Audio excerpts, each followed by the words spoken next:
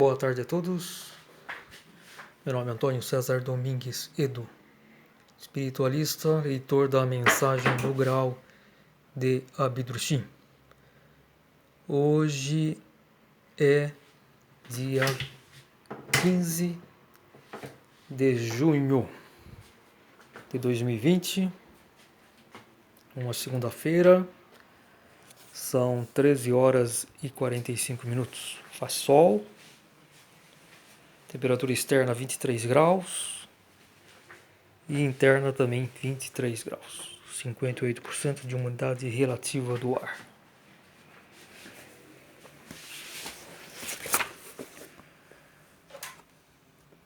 Desce da cruz. Se és filhos de Deus, então desce da cruz. Ajuda a ti mesmo e a nós.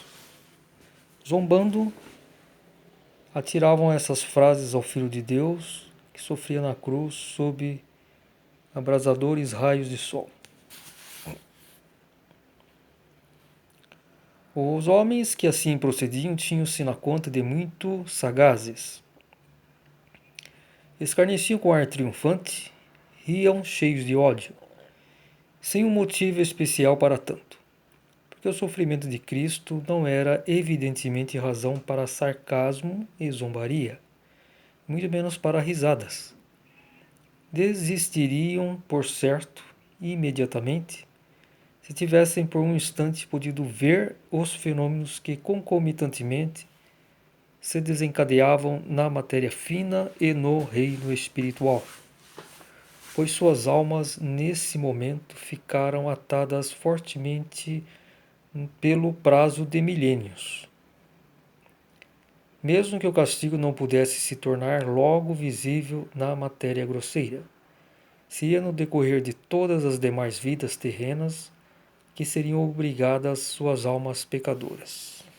Então vemos aí que a questão da reencarnação que nós fazemos, nós pagamos, ou na própria vida, ou então nas próximas, né? E no caso de Jesus tinha um cumprimento, né? Que era um prazo de até o juízo final, que isso foi mal compreendido. Então a todos aqueles que pecaram contra Jesus de alguma forma, se não, vamos dizer assim, ficaram totalmente perdidas, né? Condenados, de que forma reencarnaram para ter essa possibilidade de resgate, ou não, dependendo do livre-arbítrio. E essa questão aí da reencarnação é a questão que mais limita, né, as crenças dos chamados monoteístas, né, que o judaísmo me parece que tem algumas correntes que até admitem a reencarnação. O cristianismo, no início primitivo, muitos também acreditavam, porque tinha aquela cultura grega também, né? Influenciavam muito. Mas depois dos concílios que começaram católicos, né? Que declararam os dogmas, né? Que então aí não existe mais reencarnação, não existe seres da natureza, e Maria engravidou de Jesus pelo Espírito Santo, sem ter relações sexuais, e ela é santa, e santificação das pessoas, e aí começa todas essa ligação trevosa que existe, né? O Islã também não admite reencarnação. E, enfim, aí vão todos os erros, né? E então somos o chamado fechamento de círculo, né? Porque o juízo ele iniciou final, ele estava já programado, vamos dizer assim, há 4.500 anos antes de Cristo. Foi na época da construção da Grande Pirâmide. Então teve um prazo até agora de aproximadamente 6.500 anos. Então nisso houve todos os processos, enfim. Emmanuel, o Espírito Santo, esteve pela primeira vez encarnado na Terra na época de Moisés. Ele orientou Moisés no sentido de libertar o povo de Israel, porque era o povo escolhido. Ele era um príncipe árabe, de uma tribo africana, possivelmente na Etiópia, aquela região na Etiópia.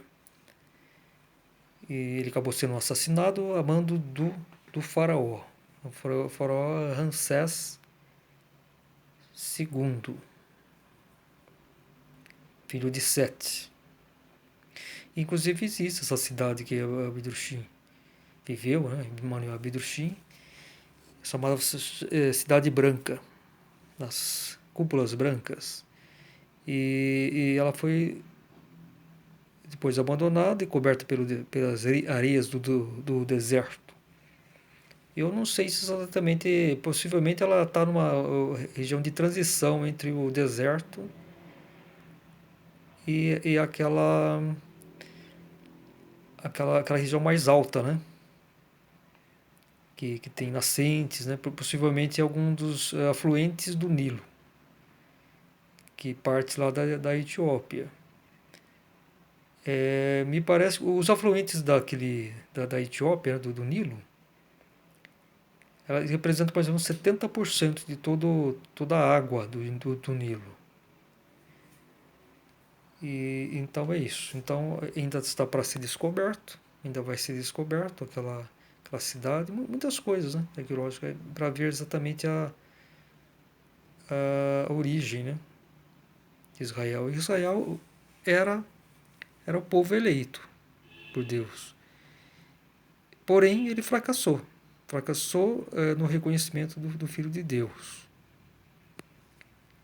crucificando-o. E agora, recentemente, fracassou de novo, porque não reconheceu o Filho do Homem, Emmanuel, o juiz.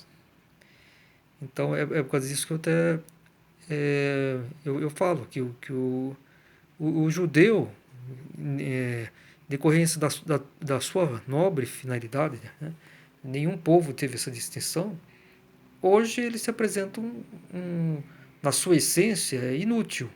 O judaísmo, o povo judeu é inútil, porque fracassou completamente. A única possibilidade seria reconhecer a, a mensagem do Graal, que é o Filho do Homem. Mas será que eles estão capacitados a reconhecer? Com quase certeza não, porque se entregaram ao convencimento, à teimosia. Não tem bobo mais convencido do que o judeu. Você acha que o distinguido traz aquele convencimento, aquela teimosia, né? Não existe. Povo mais. E ao mesmo tempo inútil. Perdeu sua finalidade. É inútil. Não tem utilidade. Para a sua finalidade que ele foi destinado, não tem mais nenhuma utilidade. Ele jogou na lama toda essa distinção. E depois o próprio cristianismo também se perdeu. Não reconheceram também agora o juízo, o filho do homem. O Islã também não reconheceu. Então as três religiões monoteístas fracassaram completamente. E por isso elas servem hoje só a Lúcifer. Ela é a mais pecadora das religiões, essas três religiões, que justamente fazem o contrário do que é a proposta delas, né? De ter um reconhecimento verdadeiro, real de Deus.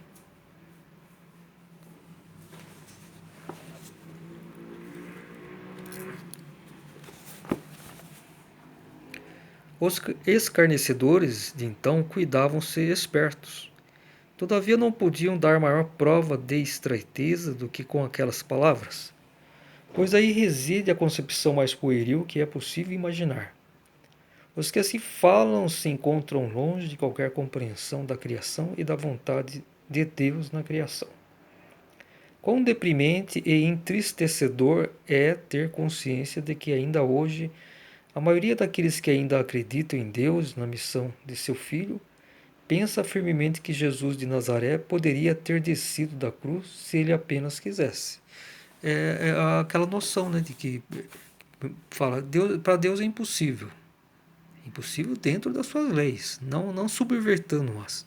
Cristo veio aqui para cumprir suas leis, as leis da criação, as leis do seu Pai, não para subvertê-la. Então não existe nenhuma possibilidade. Se ele estava na cruz, teria que alguma outra pessoa, se José de Arimateia, por exemplo, tivesse chegado a tempo, ele teria libertado. Porque ele era príncipe, ele tinha poder, né?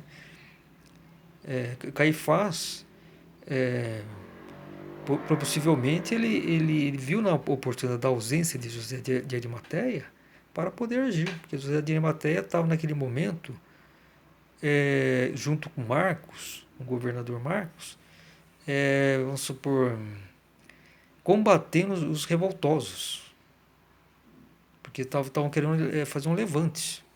Judas traiu Jesus, porque Judas ele via em Jesus, ele tinha aquela busca espiritual também, mas ele via principalmente a questão terrena, ele queria a liberdade física terrena do povo de eleito, ele não aceitava o domínio romano, ele via nesse sentido. Então, ele agindo assim, vamos supor, intelectualmente, via em Jesus aquele meio para libertar o povo e queria que Jesus se tornasse o rei, ele uma espécie de primeiro-ministro, coisa assim, né? Então ele começou a articular essas coisas, porque ele era uma pessoa, vamos dizer assim, erudito, né? Culto, tinha estudado. Me parece que ele era o único discípulo que não era da Galileia, né?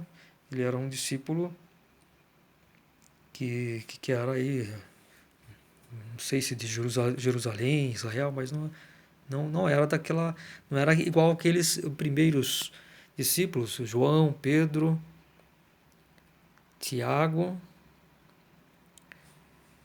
e teve o irmão de João, né? O irmão de João chamava Tiago, era irmão de Pedro.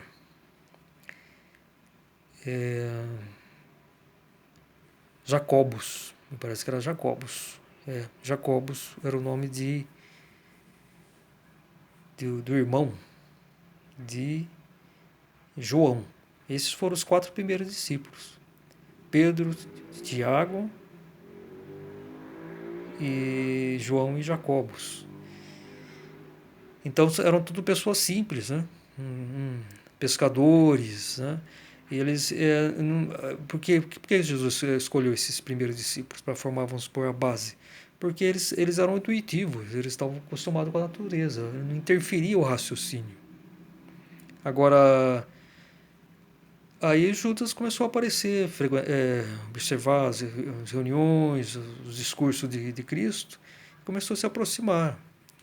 E, e aí, enfim, ele pediu para permanecer junto, tal. Aí Jesus falou assim, não, se você quiser você pode acompanhar, mas junto a nós você não pode ficar, porque senão você vai atrapalhar com seus pensamentos, coisa e tal. Agora, posteriormente, quando Jesus foi escolher os 12, completar os 12 discípulos, aí ele escolheu. Havia 2 candidatos. Natanael, que Jesus já havia dito que ele era o modelo de israelita, né? Disse, aqui está Natanael. Esse é um modelo de um israelita. Você está dizendo que o israelita não era como deveria ser, mas Natanael ele representava o que o israelita deveria ser. Temos de humildade, de intuição, pessoa bondosa, né? Não tão intelectiva, intuitiva, nesse sentido. Aí Natanael estava disputando, vamos supor assim, a preferência de Jesus. Parece que já tinha escolhido 11 e sobrou 2, mais um 12º discípulo. E aí havia 2 candidatos fortes, que eram Judas Iscariotes e Natanael. Mas aí Jesus preferiu Judas pelo seguinte, porque Judas ele se distinguia de todos os demais discípulos pela intelectualidade. Ele era uma pessoa que era muito inteligente, mas intuitivamente ele era muito fraco. Então, aí o que aconteceu? Então, ele achou que isso seria bom, porque os discípulos tinham que representar cada setor da sociedade, né?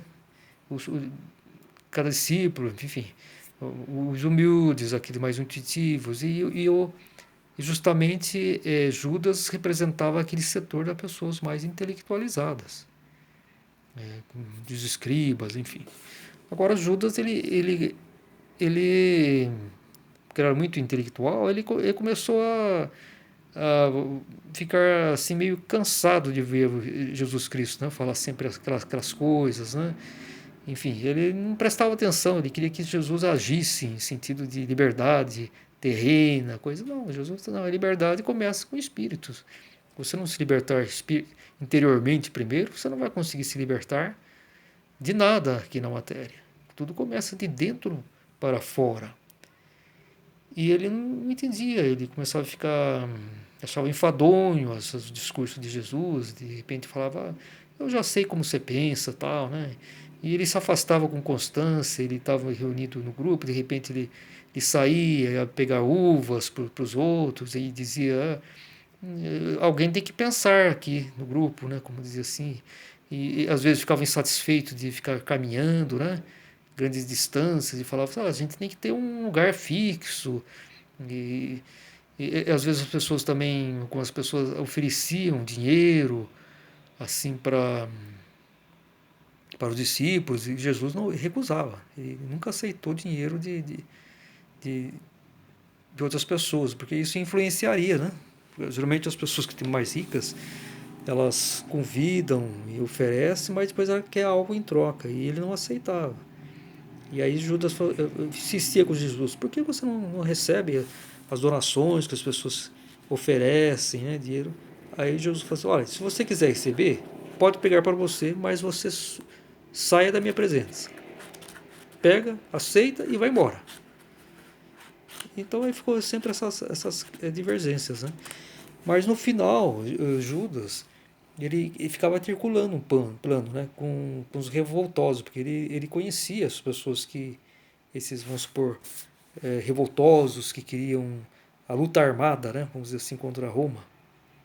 Então ele conhecia e ficava incitando esse pessoal e dizia, falando, começava a falar mentira, que Jesus ele pretendia realmente reunir um exército e tal, e se revoltar, enfim. Então esse pessoal que realmente eram sérios, queriam a liberdade de Israel mesmo, né? De Roma, queriam pegar nas armas, estavam dispostos a isso, acreditaram em Judas, né? E, enfim, o Judas chegou até a pegar um selo, né? Um distintivo, uma corrente, alguma coisa que distingue o Jesus. O pessoal, né? Estava no dormitório de Jesus, ele foi lá escondido, pegou, quando Jesus estava ausente, né? E levou para essa reunião e apresentou, ó, aqui está a prova que isso aqui é um distintivo de Jesus, né? Ele está de acordo comigo, com o que eu estou falando, né? E Jesus não sabia de nada, não sabia de nada e nem queria. Ele sempre falou que o meu reino não é deste mundo. Quando ele dizia o meu reino não é deste mundo, ele tinha que dizer de toda a criação espiritual, porque ele está aqui de passagem, uma passagem não é uma coisa permanente. É, o, o, o Espírito Santo, Emmanuel, o Espírito Santo, o Filho do Homem, que faz essa intermediação permanente entre a humanidade e Deus. Daí Espírito Santo, é, espírito significa a parte espiritual da criação, algo que está fora do divino. Espírito é algo que está fora do divino. E santo é Deus. O nome santo significa Deus. Então é o Santo Espírito, que ele está, ele é santo, ele é Deus, mas ele está uma certa distância de Deus. Isso é uma coisa, fator natural, porque Deus ele tem dois filhos, né? Deus Cristo Jesus e Deus Emmanuel. Então ele destinou o reino divino a Jesus Cristo. Então é esse que era o reino que Jesus Cristo quis dizer, é o reino divino. Daí não tem nada a ver, quer dizer, diretamente a ver. Ele não tem uma responsabilidade direta pelo reino espiritual. A responsabilidade direta pelo reino espiritual é o Espírito Santo. Então foi isso que aconteceu. E então estava armada aquela revolta em Jerusalém.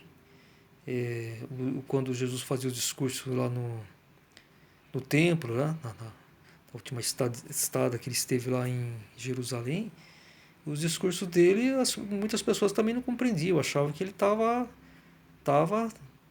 é, concordando com tudo aquilo, revolta e tal, e Jesus. Mas Judas não. Judas percebeu no discurso de Jesus que ele, na verdade, Jesus não toparia esse tipo de coisa. Porque ele disse que jamais, né? Eu entrei algo nesse sentido. Jamais eu iria lutar contra Roma. Né? Que isso não tem sentido. Né? Ele até chegou numa época dizer que dá a César o que é de César, que são os impostos, tudo, que os romanos nos protegem e nos respeitam a nossa crença. Né? Então ele era a favor do romano. Naquela altura ele dizia que os romanos nos protegem. E então ele não tinha nada contra Roma. Agora, a partir do momento que vocês se fortalecerem espiritualmente, vocês vão se libertar desse domínio.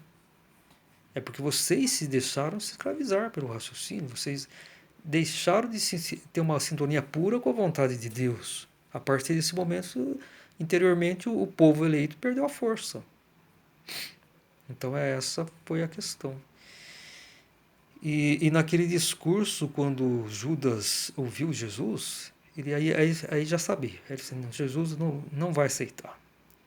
Porque Judas também achava que ele seria um favor. E que Jesus ia até gostar dessa questão. Né? Então ele achava também que isso estaria beneficiando Jesus. No seu limitado pensar, Judas, só intelectivo, achava que Jesus, isso seria uma grande coisa para Jesus. Jesus ser o rei, enfim, ele encabeçar um movimento. Né? Então ele tinha essa ilusão. Isso foi uma decepção muito grande para Judas. Mas naquele discurso ele viu que não tinha, que Jesus não ia aceitar mesmo. Aí que ele foi a gota d'água para ele. Assim, todo o meu esforço foi em vão. Então agora eu vou trair Jesus. Eu vou lá no Caifás e vou denunciá-lo. Começou a colocar toda a frustração dele em cima de Jesus. Ficou nesse estado. E por causa disso que ele foi lá e entregou Jesus. Depois dizem aí, nos relatos bíblicos, que ele se arrependeu. Certamente deve ter se arrependido, mas aí já... Ele também, acho que não tinha muita noção do que ia fazer, né? O que os atos dele significariam. Ele, acho que talvez pensava que Jesus fosse apenas preso, não seria crucificado. Eu acho que ele não tinha noção do ponto que ia chegar a atitude dele de entregá-lo, Jesus, para Caifás.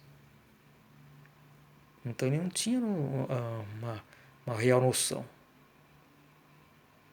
Então ele estava completamente entregue para os pensamentos, ao raciocínio, estava completamente escravo, né, dos seus próprios pensamentos.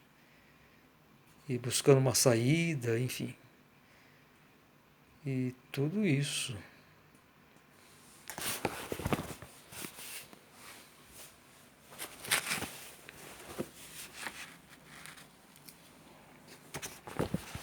Após 2000 anos, ainda a mesma sonolência estreita, sonolenta estreiteza, sem a menor mudança para o progresso. Segundo a opinião ingênua de muitos crentes, sendo Cristo o enviado de Deus, os seus atos não deviam ter tido limitações aqui na Terra. Trata-se de uma expectativa emanada da mais insensata ingenuidade de uma crença nascida da preguiça de raciocinar. Tendo-se encarnado, teve o Filho de Deus que ser posto sob a lei, isto é, que se submeter às leis da criação, à vontade inexorável de Deus na criação. Não há nenhuma mudança no que diz respeito ao seu corpo terreno ligado à terra. Obedecendo à vontade de Deus, Cristo se sujeitou de bom grado a essas leis, pois não viera para derrogá-las, e sim para executá-las mediante sua encarnação. Então está aí. Ele teve que se sujeitar a tudo, como qualquer ser humano. Teria que nascer da mesma forma, teve que ter um pai terreno, foi crioulos, foi o centurião romano, que gerou o corpo terreno de Cristo. O seu corpo morto, ele foi ocultado pelos discípulos, José de Arimateia e o apóstolo João. Eu sempre falei, já fiz uma teoria, eu sempre falo isso, divulgo na minha página do Facebook, redes sociais, que os ossos de Cristo estão no fundo da caverna direita do Calvário de Gordon. Eu sempre divulgo isso, segundo a minha convicção, meu estudo aí de muitos anos. Claro que precisa se fazer uma investigação arqueológica para ser comprovado realmente isso. Posso estar enganado também, lógico. Eu sou humano. Eu sei do fato. Isso que aconteceu. Isso eu sei. Que a pedido de Maria de Nazaré, José de Arimateia e apóstolo João, naquela madrugada de domingo de Páscoa, retiraram o corpo de Cristo e colocaram em um outro lugar próximo. Esse lugar que eu estudei depois de muitas pesquisas é o lugar denominado Calvário de Gordon. Justamente na caverna direita, no fundo da caverna direita, deve estar a entrada obstruída. Até eu localizei na fotos que eu divulgo aí no Facebook, que aponta uma mancha assim, no fundo da caverna direita do Calvário de Gordon, que fica no lado de uns 200 metros do lado externo das muralhas da porta de Damasco. E esse local fica a 700 metros ao norte da igreja do Santo Sepulcro. Então essa foi a distância que eles levaram o corpo de Cristo e colocaram lá. Essa é a minha teoria que eu divulgo. Então basta fazer uma investigação arqueológica no fundo dessa caverna direita, do Calvário de Gordon, e localizar a entrada obstruída. Localizou a entrada, desobstrui, tem um pequeno corredor interno, que seria cavado na rocha, e depois no fundo, acho que percorre uns 8 metros por aí encontra um nicho onde estão os ossos de Cristo. Basta fazer uma pesquisa arqueológica. E no topo desse Calvário de Gordon fica um pequeno cemitério árabe. Lá tem um terminal de ônibus também. Esse aglomerado rochoso à esquerda tem o túmulo do jardim, que tem sepulcros assim, que datam da Idade de Ferro, uns 700 anos antes de Cristo. Lá também tem as pedreiras de Salomão, foi naquela região daquele aglomerado, né, que tiravam muitas pedras, né, por cima, talvez até para construir o templo, fazer as muralhas, enfim. E até mostra esse Calvário de Gordon um certo recôncavo assim, que bem característico daqueles cortes que eles faziam nas pedras, né, para tipo de construção. Tem também lá uma Gruta de Jeremias, né? Esse aglomerado rochoso ele tem uma extensão aproximadamente de uns 200 metros de comprimento e 100 metros de largura. E uma altura mais ou menos de uns 15 metros em relação ao piso, né? Ao solo das circundes, né? E é isso daí. Eu sempre divulgo isso com a intenção que a esperança que um dia se faça essa pesquisa e possivelmente descobertas dos ossos de Cristo. E isso vai ser uma revolução, uma união assim do pensamento, tanto científico quanto religioso, né? Vamos se colocar em bases naturais, né? Uma compreensão maior. Isso vai ser pode ser considerada a maior descoberta no mundo, os ossos de Cristo. Isso vai possibilitar muitos esclarecimentos, vai formar uma nova base de compreensão. Daí a importância dessa descoberta.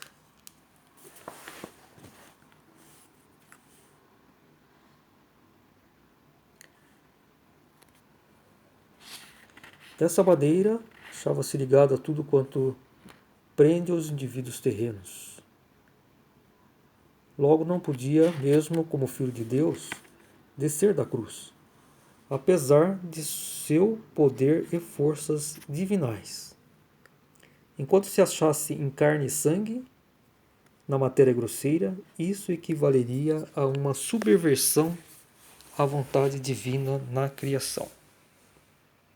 Ora, tal vontade é perfeita desde o início, em tudo, não apenas na matéria grosseira, mas também na matéria fina, assim como na integridade e no espiritual, com todos os seus graus e transições, e também no divinal e no próprio Deus.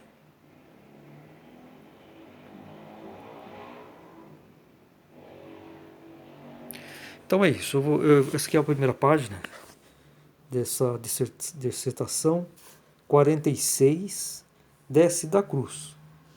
Dissertação que consta no segundo volume da Mensagem do Graal na Luz da Verdade. É uma obra em 3 volumes. Então é isso. Então, muita paz, muita luz a todos.